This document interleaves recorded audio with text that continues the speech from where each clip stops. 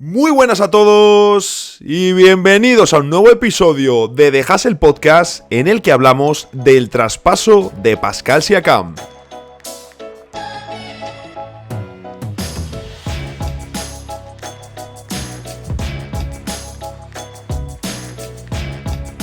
Hoy tengo muy malas noticias para todos los oyentes de este podcast. Y es que este martes no pudimos tener con nuestro entrenador la conversación que esperábamos. Entre que uno se nos ha puesto malo de última hora, otro, atención a esto, se cayó el lunes por las escaleras del trabajo.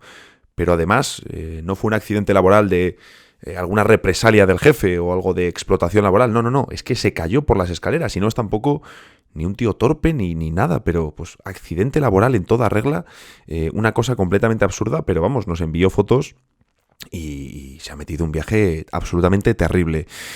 Casi tanto como nosotros con los resultados, cuidado. Y bueno, otro que ha sido padre recientemente, se le complicó el día, otro que directamente está mayor y le dolía no sé qué, en fin. Que total, que tuvimos un montón de bajas de última hora y dijimos, pues oye, bueno, y luego tenemos a un valiente o un colgado, ya depende de cómo lo enfoquemos, que está estudiando periodismo, a mí me pregunta cosas, y yo alguna vez lo he puesto incluso por Twitter, que ya le he recomendado que se cambie de carrera, que se busque otra profesión. Total, que tuvimos un montón de bajas de última hora y dijimos, pues no tiene mucho sentido que hablemos si nos va a faltar un tercio del equipo, ¿no? Tendrá que ser una conversación entre todos. Aún así, yo quedé para hablar con el coordinador, eso lo mantuvimos, estuvimos hablando con él, todo perfectamente, además tengo muy buena relación con él, y luego además estuvimos también hablando con el entrenador porque, lógicamente, él sabe que no van bien las cosas, y nos preguntó por el partido, entonces pues salieron ciertos temas. Yo le pedí, al final, autocrítica a los jugadores, y mirar lo que estábamos haciendo bien y mal cada uno, y luego al entrenador le dije, oye, al igual que a los jugadores les pedimos esto, a ti te pido esto y esto, que lo necesitamos. Y no os voy a mentir, y aprovechando que aquí no nos escucha nadie, que esto es un rinconcito secreto, y en parte lo de pedirle autocrítica a los jugadores, que en parte es real, o sea, en parte era necesario, lo dije también para equilibrar, que como os digo, lo pienso en parte, pero bueno, un poco de que no parezca que todo va contra él, pero sí a lo mejor un 60%, podríamos decir, tranquilamente.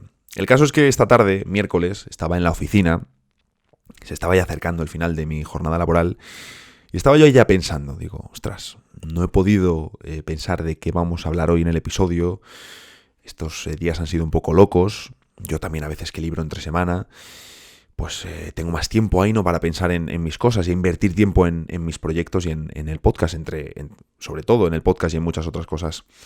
Y el caso es que de repente aparece caído del cielo el traspaso de Pascal Siakam. Un timing ideal, claro, si yo grabo los miércoles y el episodio sale el jueves, que el traspaso, uno de los traspasos más esperados de este... No es deadline como tal, porque el deadline tiene un día muy claro, que es el jueves 8 de febrero de 2024, pero sí este sprint final hasta el deadline, que está más cerca de lo que parece, quedan 3 semanas y ya llevamos 3 semanas de enero, ya llevamos 3 semanas de 2024, para que nos hagamos una idea. El timing es perfecto, claro, así que hoy obviamente el tema está muy, pero que muy claro. El traspaso de Pascal Siakam y un repaso un poquito al dibujo general que nos deja este movimiento, que también es cierto, parecía lo más claro, ¿no? Ya es cierto que el día anterior, 24 horas antes, bueno, ni 24 horas antes, el mismo, aquí en España el miércoles, nos despertábamos a primera hora con una información que publicaba The Athletic, de que Indiana y Toronto ya tenían el traspaso muy cerca, prácticamente, no quiero decir cerrado, pero el informe nos venía a decir eso, y ya en ese artículo nos dibujaban un pack con Bruce Brown, 3 primeras rondas y luego, lógicamente, salarios para rellenar ese traspaso. Y efectivamente así ha terminado siendo el traspaso. Mi pregunta cuando salió, y se ha comentado también por algún grupo de WhatsApp en el que estoy, es, oye, ¿quién narices ha filtrado esto? ¿Lo ha filtrado Indiana para ver si se colaba algún equipo, si alguien quería ayudar a meter ese extra salarial, que luego hemos visto que lo han dado los New Orleans Pelicans? ¿Lo ha filtrado Toronto para ver si algún equipo daba algo más. Lo ha filtrado incluso Siakam, el agente de Siakam. No lo sé. Mi sensación es que tiene pinta de que tiene más sentido que lo haya hecho alguien de la oficina de Toronto Raptors. Esto sin tener ni puñetera idea de las conexiones de The Athletic, de Sam Charania con los jugadores, agentes, etcétera, etcétera. Bueno, sabemos que con algunos se lleva muy bien. Por ejemplo, pensando en otro periodista, Chris Haynes, ¿no?, que es el vocero oficial de Damian Lillard. Bueno, el caso. El traspaso realmente, aunque en un principio nos parecía un traspaso entre 3 equipos, no es un traspaso entre 3 equipos como tal. Es un traspaso entre 2 equipos. Hemos tenido 2 traspasos. Primero un movimiento entre New Orleans e Indiana y luego el movimiento entre Indiana y Toronto que lleva a Siakam a los Indiana Pacers. Luego hablaremos de Haliburton, Siakam, lo que significa que estén juntos, qué podemos esperar de los Pacers. Pero primero vamos a ver un poquito en sí el traspaso, lo que supone y lo que significa en términos de activos, en términos de salarios, por qué se ha hecho, por qué no se ha hecho. Como os digo, New Orleans, ¿por qué narices se ha metido New Orleans en el traspaso? Es decir, ¿por qué New Orleans envía a Kira Lewis, al que hace no tanto tiempo eligieron en primera ronda del draft, por qué le han enviado a Indiana? Jugador al que luego Indiana a su vez ha enviado a Toronto. Pues por un motivo muy simple, y es que por primera vez en la historia de la franquicia, los Pelicans estaban por encima del impuesto de lujo. Y al enviar a Kira Lewis a Indiana, se ahorran $18 millones. La verdad que lo quería buscar, no me he acordado. También he ido un poco corriendo, preparando el episodio, pero no he mirado, porque digo, ostras, vamos a mirar cuánto es el salario de Kira Lewis, que no debe ser muy elevado, para comprobar cuánto se ahorra el equipo. Bien, por este jugador de 22 años, que tiene un contrato de $5,7 millones, 5,7 millones, te estás ahorrando 18 millones. Entonces, ya solo esto es un muy buen motivo para traspasar a Kira Lewis. ¿Qué hacen para ello? Envían una segunda ronda. He leído que es la menos favorable, creo que entre la suya y una de Chicago. Detalle menor en este movimiento, que la ronda debería estar proyectada alrededor de un pick 45-50, es decir, una ronda muy baja. Y como os digo, cambiar eso por ahorrarte 18 millones de dólares con unos Pelicans que además, esto es muy importante, abren un hueco extra en su plantilla. Lo lógico es que si te has salido del impuesto de lujo es porque digas, oye, pues no tenemos pensado hacer un movimiento para meter un gran salario en el equipo, pero me puedo abrir un huequito en la plantilla que lo mismo me puede servir, me da flexibilidad y me puede dar la oportunidad de fichar a alguien en el mercado de buyouts, que lo mismo lo más probable es que lo dejen vacío, pero te da ese huequito también. Y luego Indiana, porque al final es un traspaso, tiene que enviarle, lógicamente, algo a New Orleans. ¿Qué han enviado? Han enviado dinero. No conocemos la cantidad exacta. Es cierto que este tipo de detalles de cantidad económica no solemos saber cuánto envía un equipo a otro. Siempre sabemos, oye, le envía cash, le envía dinero en efectivo. Pero parece que en la NBA lo del dinero en efectivo es algo casi fantasma, que da igual, ¿no? Iba a decir una palabra, pero no me sale, da igual. El caso es que Bobby Marks nos indica que él cree, que su opinión es que serán unos $110,000. No está mal, oye, es como para decirle a Indiana, pues envíame a mí, si puedes, una parte de eso en el próximo. Y oye, para ver jugadores que eligen en segundas rondas y que luego nunca acaban en la NBA, elígeme a mí en el draft. A mí ya se me ha pasado la edad de elección, por desgracia. En fin, y ahora vamos con la parte importante del traspaso. Lo que envía Indiana a Toronto y ese Pascal Siakam que se marcha a los Indiana Pacers, como decimos, el traspaso que tenía toda la pinta que se iba a dar y sobre todo después de que se quedase Indiana si no huye Anunoby, que era el otro gran jugador que les interesaba en este mercado. Bien, ¿qué ha enviado Indiana? A Bruce Brown, que era su mayor contrato y que además tiene más sentido para Toronto Raptors porque... Claro, yo cuando hicimos el de un traspaso para cada equipo dije, hombre, pues Buddy Hield tiene sentido en cuanto a encaje, pero claro, tú estás haciendo una reconstrucción en la que además ahora tienes a RJ Barrett como 2-3 en este equipo y tienes a Emmanuel Quickley. Por lo tanto, realmente lo que te interesa es meter en la ecuación un contrato al que tú vayas a controlar. Y Bruce Brown, oye, es que está sobrepagado tal. Tampoco es una cosa súper grave, está ligeramente unos cuantos millones más pagado de lo que debería, pero... tienes control sobre su próxima temporada porque es una opción de equipo de 23 millones para el próximo año. Y eso es más interesante para Toronto que Buddy Hield, que termina el contrato y que lo mismo se te va y te quedabas con las manos vacías. Jordan Nwora, que es un jugador, oye, todavía joven, que puede ser útil, yo creo que te lo podrías quedar y probarle. Y Kira Lewis, como ese relleno salarial que necesitaban para completar el traspaso. No parece muy interesante, no debería tener muchos minutos, lo mismo en Toronto nos sorprenden y de repente le vemos con oportunidades. Y luego la parte más grande del traspaso y por la que Indiana no ha dado, digamos, a Benedict Mathurin o a Jarace Walker, que son dos jugadores jóvenes en los que los Pacers confían mucho, y que, como digo, no querían darles salida. De hecho, lo que veníamos leyendo durante los últimos días es que precisamente Indiana no quería soltar a ninguno de los dos y que prefería dar un botín de rondas. Y sinceramente, viendo las rondas que han dado, yo creo que el movimiento tiene mucho sentido para ellos. Aparte de por lo que significa Siakam como jugador, también podemos hablar o reflexionar sobre lo que suponen las primeras rondas o las rondas en la NBA. Lo hablaban Sergio Rabinal y Javier Rodríguez, aka Café de Rick, en su podcast. Pero bueno, las rondas, la realidad es que tienen mucho peso en la NBA. ¿Que pueden estar sobrevaloradas? Lo pueden estar. Yo creo que va fluctuando, ¿no? Es algo que en función de la época parece que valen más, parece que valen menos, tienen un valor, tienen menos valor, en fin. Envían 3 primeras rondas los Indiana Pacers a Toronto Raptors, como decimos, el gran botín de este movimiento, ¿no? Bruce Brown y esas 3 primeras.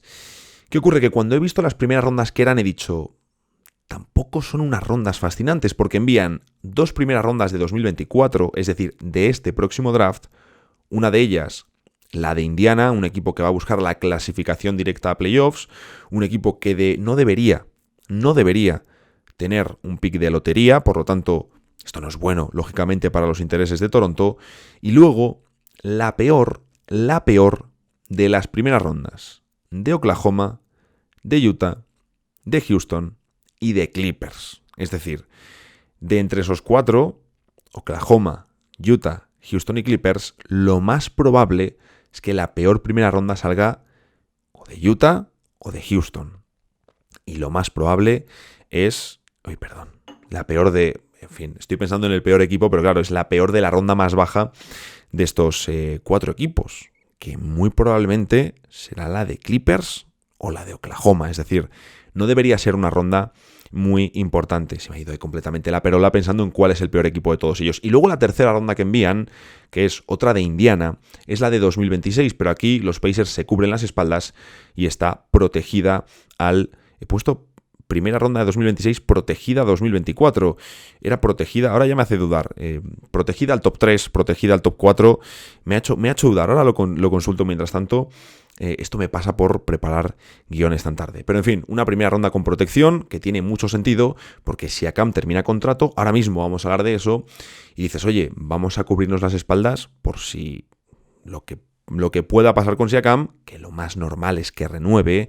O luego imagínate que tienes lesiones. Imagínate que te pasa como le ha sucedido a los Memphis Grizzlies este año y dices, ostras, no le puse una protección a esa ronda que envié en un traspaso y voy a perder un activo muy importante. Por lo tanto, algo que tiene sentido. Y enviar 3 primeras rondas desprotegidas, tuyas propias, las 3 de Indiana, sí que hubiese sido quizá demasiado por un jugador como Siakam, que termina contrato, que hay que valorar que es All-Star, que es un jugador All-NBA, pero que termina contrato. Eso obviamente hace que baje su valor. Hay mucha gente que se estaba preguntando, de hecho, algunos me lo han puesto incluso por Twitter, de, oye, ¿y por qué Indiana Pacers ha gastado activos en el traspaso de Pascal Siakam? ¿Por qué no han ido a por un jugador que les saliese más barato, que les complementase? Aquí hablábamos de un posible interés en un alero. ¿Por qué han hecho eso? ¿Por qué han ido a por Pascal Siakam en vez de decir, oye, hacemos otro movimiento o incluso no hacemos nada y en verano vamos a por Siakam, al que Toronto ya le había dicho que no le iban a poner el máximo salarial en verano? Bueno, pues por un motivo muy sencillo, porque Indiana no tiene el espacio suficiente, o no tenía, mejor dicho, el espacio suficiente para pujar por Pascal Siakam. Atención a lo que tendrían que haber hecho, esto nos lo ha contado Bobby Marks, lo que tendrían que haber hecho, en el caso de que Siakam hubiese seguido en Toronto, no le hubiesen traspasado y hubiese salido al mercado como agente libre sin restricciones. Antes de empezar la agencia libre, antes de empezar la agencia libre, Indiana tendría que haber rechazado la opción de Bruce Brown, esos 23 millones, renunciar a los derechos de Buddy Hield y de Obi Toppin y luego cortar a TJ McConnell, que tiene un salario de 9,3 millones parcialmente garantizados para la próxima temporada. Tendrían que haber hecho todo eso solo para poder pujar por Pascal Siakam. O sea que, evidentemente, si tú tienes el interés en el jugador y quieres hacerte con Siakam porque le consideras necesario, lo que han hecho tiene todo el sentido del mundo y tiene más sentido meter rondas que meter a Jarras Walker o a Benedict Mathurin. El tema de la renovación de Siakam, sí, llega terminando contrato. Él podría renovar hasta el 30 de junio como límite por 2 temporadas y 81,5 millones, que ya os digo que no lo va a hacer. ¿Y qué ocurre? Que además, por haber sido traspasado, ya no es elegible para firmar un máximo salarial, lo cual son buenas noticias para los Indiana Pacers porque un máximo salarial es una cosa absolutamente descabellada para un jugador como Pascal Siakam. El caso es que Indiana tiene sus derechos Bird, le pueden renovar por encima del límite y le pueden ofrecer hasta un máximo de 5 años y 247 millones de dólares. Es decir, una media de 49,4 millones por curso. Sé que parece una auténtica locura,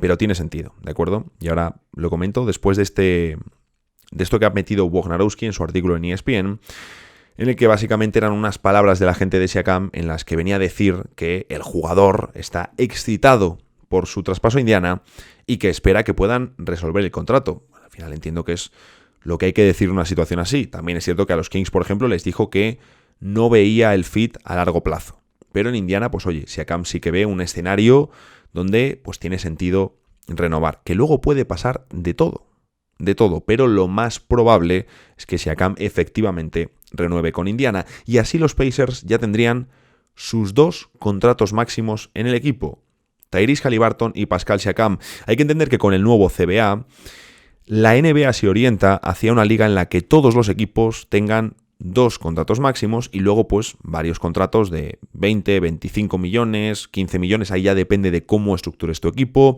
si tienes una tercera espada más potente, si tienes varios complementos de mucho peso, ahí ya depende de cómo estructure cada uno y cómo reparta cada franquicia el pastel salarial, pero es en esa dirección en la que va la NBA, al contrario, por ejemplo, de lo que ha hecho Phoenix, tener 3 contratos tan grandes con Booker, Bill y Durant. Entonces, lo que ha hecho Indiana en ese sentido tiene sentido, ¿de acuerdo?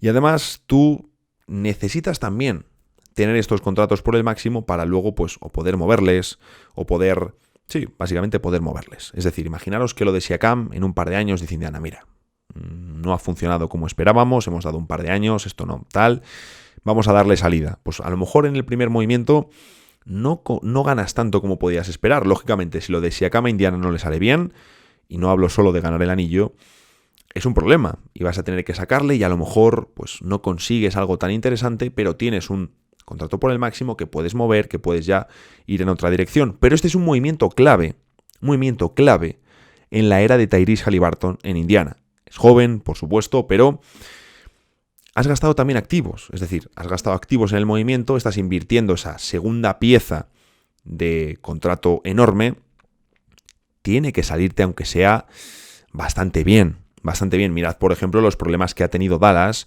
y luego lo han reconducido muy bien también porque apareció una oportunidad en el mercado distinta, única, como Kyrie Irving, ¿no? Un jugador que por cualidades pues debía de haber sacado Brooklyn más en un traspaso, pero que por su situación pues no iban a sacar tanto en un movimiento. Y ahí pudieron reconducirlo, vamos a ver si le tenemos de forma continuada de cara a playoffs, pero tú necesitas que las cosas te salgan bien. Y como decía, los equipos luego no tienen tantas oportunidades. Y os ponía el ejemplo de Dallas porque ellos tuvieron la carta de Kristaps Porzingis, eso no te sale bien. Has invertido activos, has invertido salarios, luego tienes un problema. Le mueves, traes esos contratos, a esos contratos los mueves en la siguiente ventana, pero ya has gastado ventanas, ya has quemado ventanas de movimientos. Y ese es el problema cuando tienes jugadores jóvenes tan buenos. ¿Cómo queda el equipo de Indiana? Ahora, bueno, hay 4 fijos en el quinteto titular, lógicamente, que son Tyrese Haliburton, Buddy Hield, Pascal Siakam y Miles Turner. La pregunta es quién va a ser el quinto jugador que complete ese quinteto, si Bennedict Mathurin o Aaron Nesmith. Yo creo que tendría sentido que sea Aaron Nesmith. Está haciendo una muy buena y sorprendente temporada con Indiana y oye, tú ahora vas a necesitar más tiro que nunca en ese quinteto titular y a Mathurin le puedes dejar como sexto hombre del equipo teniendo más protagonismo. Es cierto que se va a resentir probablemente la defensa del perímetro, pero Indiana ya tiene su equipo, ya tiene su rotación de playoffs. Como os digo, básicamente en el banquillo vas a tener, a ver que tiro por aquí la tapa de la botella, tienes de bases suplentes o a TJ McConnell o a Andrew Newhart, luego tienes o a Mathurin o a Nesmith y luego tienes a Obi Toppin y a Jalen Smith o a Isaiah Jackson.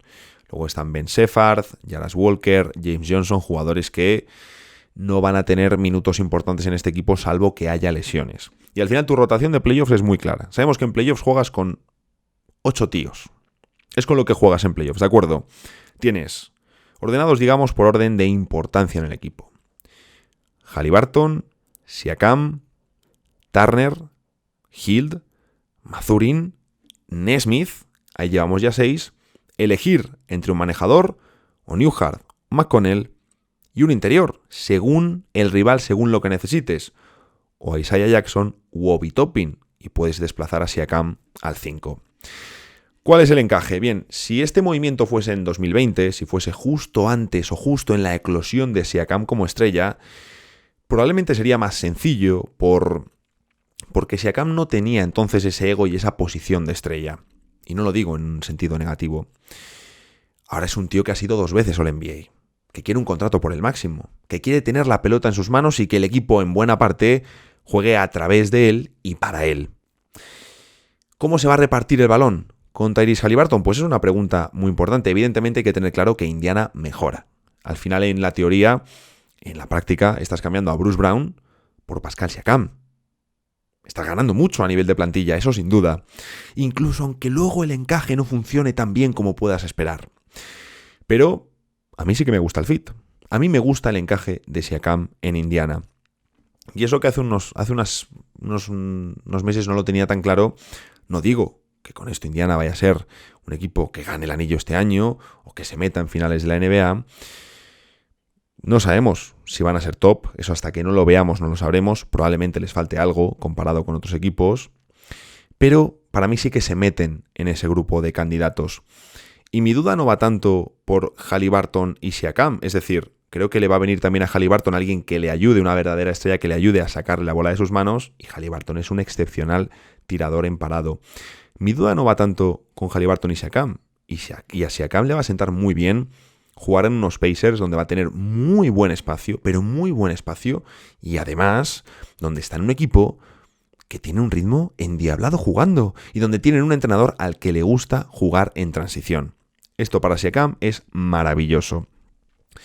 Donde yo tengo más dudas es en el Haliburton y Siakam más Miles Turner, porque la mejor versión de Turner fue cuando traspasaron a Sabonis, cuando Sabonis salió de Indiana. Y la mejor versión de Sabonis la estamos viendo precisamente cuando se dio el traspaso que le separó de Miles Turner. Ese traspaso que le permitió ser el jefe de la zona en su propio equipo. Por lo tanto es ahí donde tengo la duda, porque si este trío funciona con un Miles Turner que claramente va a tener que adaptarse dando un pasito atrás, más digamos complementario, siendo muy importante, siendo el tercer jugador de estos Pacers, va a tener que adaptarse a otro rol. También Siakam, obviamente, si sabe que llega a un equipo donde tienes a Tyrese Haliburton, obviamente sabes, pues no es la misma disputa que en Toronto con Scottie Barnes. Aquí es distinto. No eres la primera espada. Eres una especie de... Si Haliburton es la primera espada A, tú eres la primera espada B. Y luego ya tenemos a Miles Turner como 2, Buddy Hield como tercero, lo que queramos. Pero el que sí que va a tener que dar ese pasito atrás, lógicamente, es Miles Turner.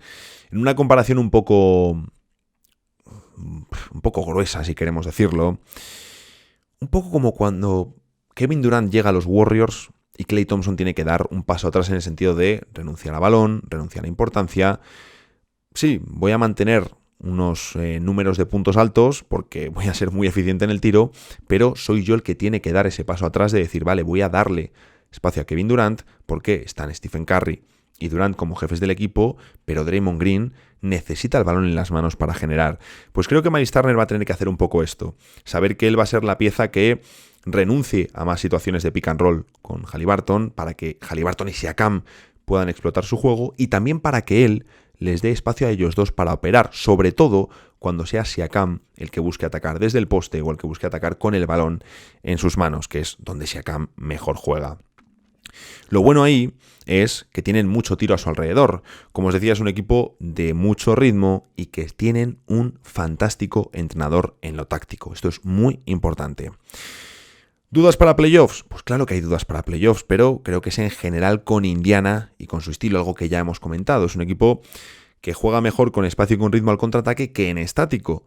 Aquí yo creo que Siakam, si Carlisle hace bien las piezas y Turner conseguimos ese encaje, que luego hay muchas cosas que nosotros no conocemos, de dinámicas, de comportamientos, de actitudes, etcétera, etcétera. Yo creo que ahí, obviamente, Siakam les va a dar un extra muy importante. Estamos hablando de uno de los mejores jugadores en su posición en toda la NBA.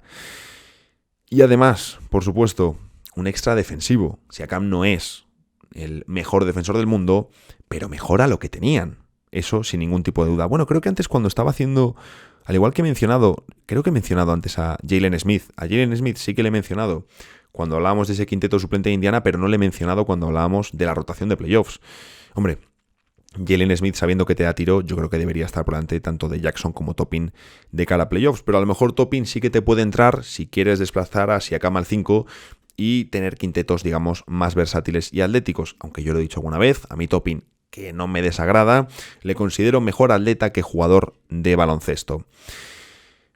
Y os lo decía, Siakam les da un extra defensivo que no tenían, pero claro, también pierdes a tu mejor perimetral en defensa. Entonces, pues vamos a ver hasta qué punto son las gallinas que entran por las que salen, aunque aquí creo que entran más gallinas de las que salen y de forma muy clara en ambos costados.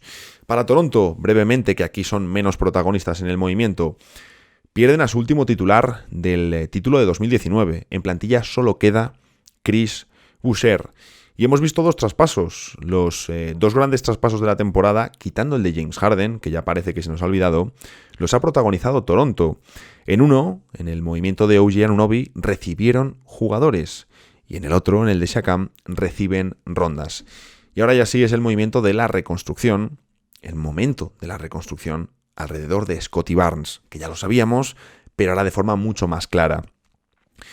Una pregunta interesante es, por ejemplo, si van a mover a Bruce Brown ahora o van a esperar a la próxima temporada por esa opción de jugador de equipo, madre mía, no doy una, que os comentaba. Una pieza interesante aquí que tiene Toronto y sobre la que tienen control. Pero también viendo, sobre todo las rondas que han recibido, la situación en la que están y que llevan un par de años con problemas, también vimos el año pasado una salida de Fred VanVleet gratis.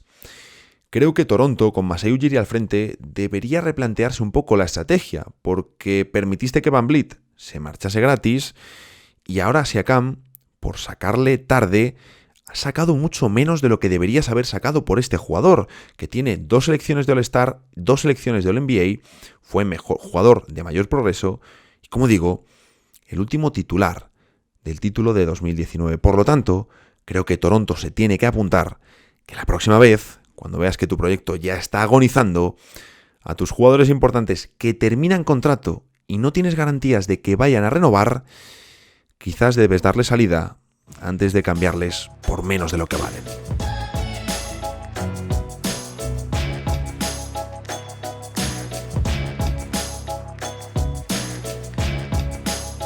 Y hoy es jueves y eso en Dejas el Podcast significa que tenemos la sección de noticias. Hoy no me saltó la sección, no como el lunes, y además, por desgracia, empezamos con una noticia muy triste que hemos conocido también este mismo miércoles por la tarde, como ha sido la muerte del asistente de los Warriors, Dejan Milojevic. Un infarto de miocardio a los 46 años ha terminado con la vida del asistente de Golden State desde el año 2021.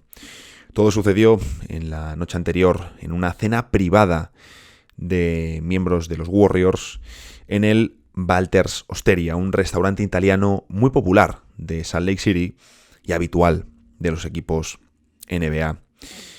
Le ha contado además un empleado del restaurante al Daily Mail que la escena fue muy impactante. Fue jugador profesional de baloncesto en Europa desde el año 1994 hasta el 2009. Fue asistente de la selección de Serbia o entrenador del Megabasket. De hecho, allí coincidió con Nikola Jokic y Jokic ha presentado sus condolencias a la familia. Fue su entrenador, como os decía, y además una figura importante en el desarrollo del Joker. Y evidentemente, pues cuando muere alguien antes de tiempo siempre es un drama. Digo lo de antes de tiempo pensando en un anciano, y que no suene mal, por favor. Cuando falleció mi abuela, que fue duro y yo tenía una gran relación con ella, pasó un poco eso, ¿no? El hecho de decir, pues ella vivió muchos años, una vida feliz, llegó hasta el final, y de hecho, por desgracia, duró tanto de más que le sobraron los últimos meses. Unos últimos meses que fueron duros para ella, para mi madre, y bueno, que ya siendo muy mayor. Entonces, por eso os digo, al final, todos moriremos, no es, bueno, iba a decir no es ciencia, pero precisamente sí lo es. Y si lo haces a partir de cierta edad, pues es ley de vida.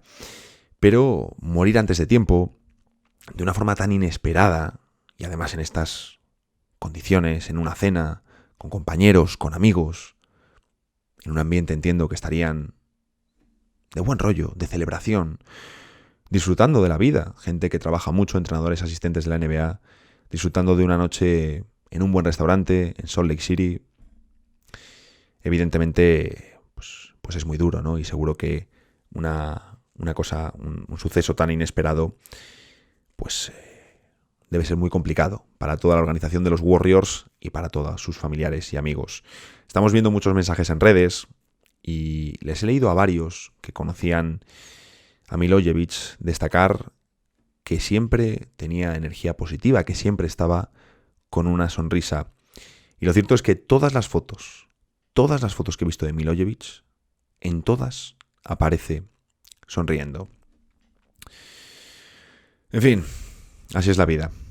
Ahora tengo que hacer el cambio a un tono más enfático y no es fácil, pero bueno, así es la vida. En fin, condolencias para la familia y para todos aquellos que disfrutasteis de su baloncesto. Yo la verdad que de Milojevic pues no le he visto jugar, aunque pues sí que he estado viendo yo un poco cosas de su trayectoria y algún vídeo que he podido encontrar. En fin, vamos con la sección de noticias después de este dramático suceso. James Harden quiere renovar con los Clippers. Así lo ha contado Chris Haynes durante la retransmisión del Clippers contra Oklahoma City Thunder de esta semana. Harden, recordemos que es agente libre sin restricciones en el verano de 2024 y que además no puede renovar con la franquicia antes de verano. Y ahí es donde Harden espera firmar un acuerdo largo con los Clippers. Es algo además que está estrictamente relacionado con la reciente renovación de Kawhi Leonard con la franquicia, porque Kawhi perdonó algo de dinero para facilitar que Harden se quede. Y recordemos que Paul George también está en negociaciones de extensión de contrato. Por lo tanto, si Kawhi ha renovado, Harden quiere renovar, Paul George también está en negociaciones, no es esto sí que no es muy complicado de entender, y viendo cómo están los Clippers, viendo cómo están funcionando los tres y cómo está el engranaje de la franquicia angelina, evidentemente las cosas funcionan bien en la franquicia. Va a ser clave, por supuesto, cómo funcionen en playoffs, y ahí Harden sí que tiene la baza positiva de, oye, imagínate que luego es una debacle y acaban acaban muy mal, por no decir algún taco.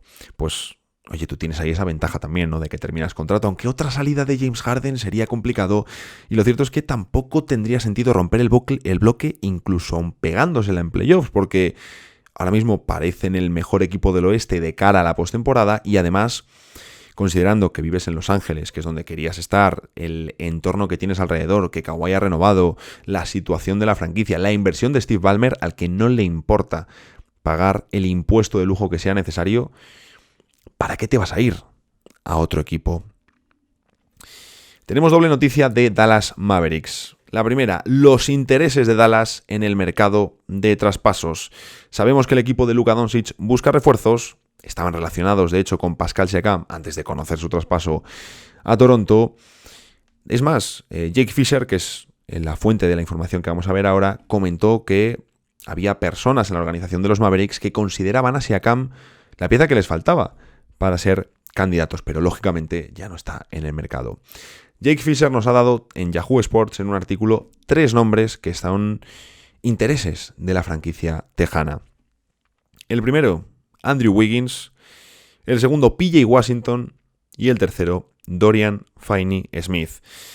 Aquí solo hay una opción correcta y las otras generan dudas. ¿Qué pasa con Wiggins? Porque desde que volvió de su baja por problemas personales, le está costando mucho. Le está costando mucho al jugador canadiense por perfil, y si estuviese como hace 2 años sería ideal. Pero claro, por perfil y si estuviese como hace 2 años, los Warriors no le querrían traspasar.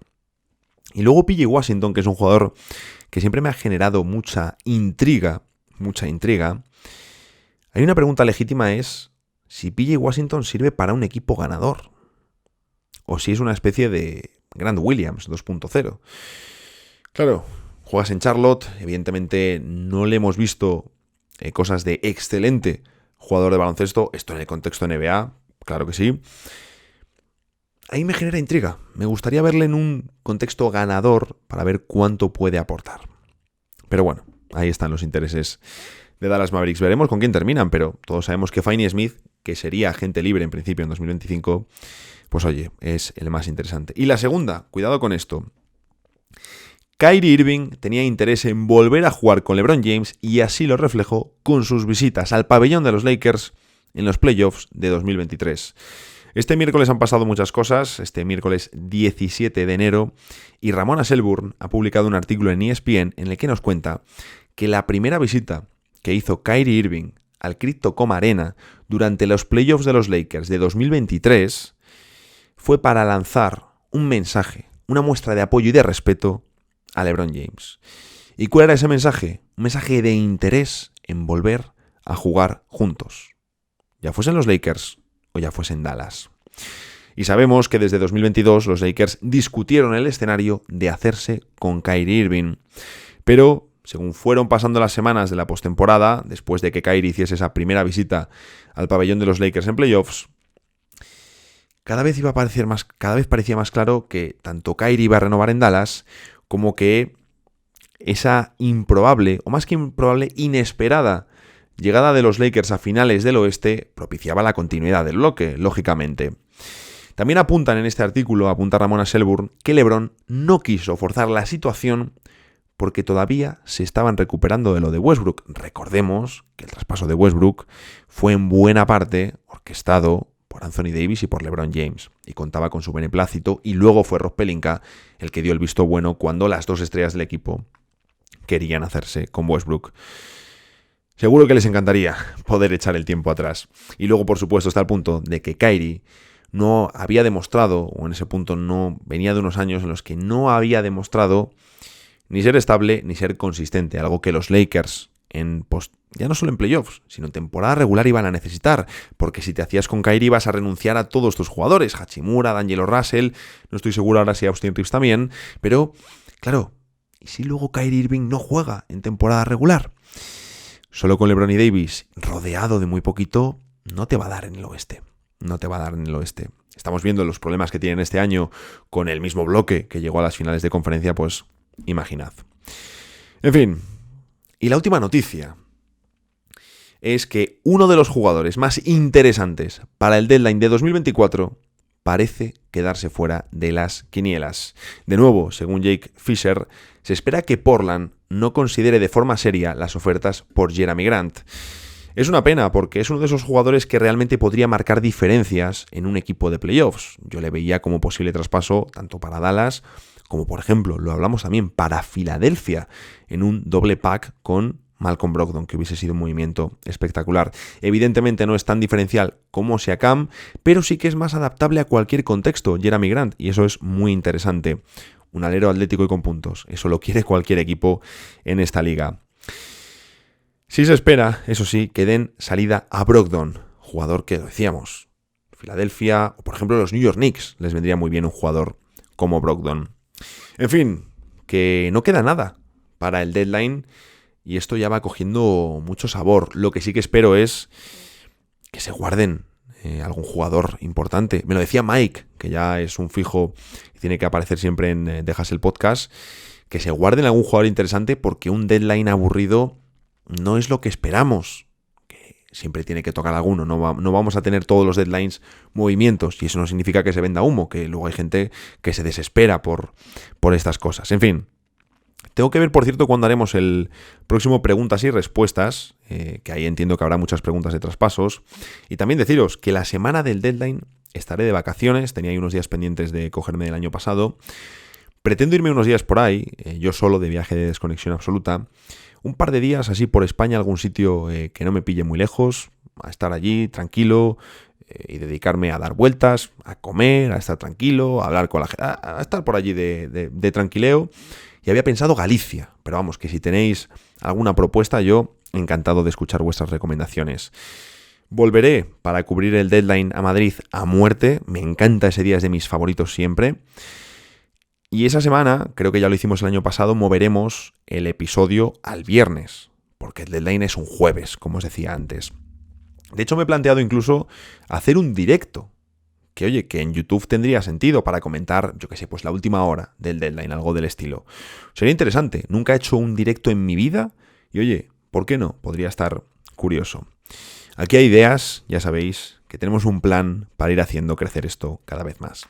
Pero eso sí, como os decía, nos tienen que dejar algún nombre y que no muevan a todo en las próximas 3 semanas, que se guarden algo los ejecutivos para el deadline, que eso al final a la NBA para vender también le interesa. Pero bueno, ya sabéis que todo lo que pase lo comentaremos aquí y de momento nos vemos por aquí el lunes en el próximo episodio de Dejas el Podcast.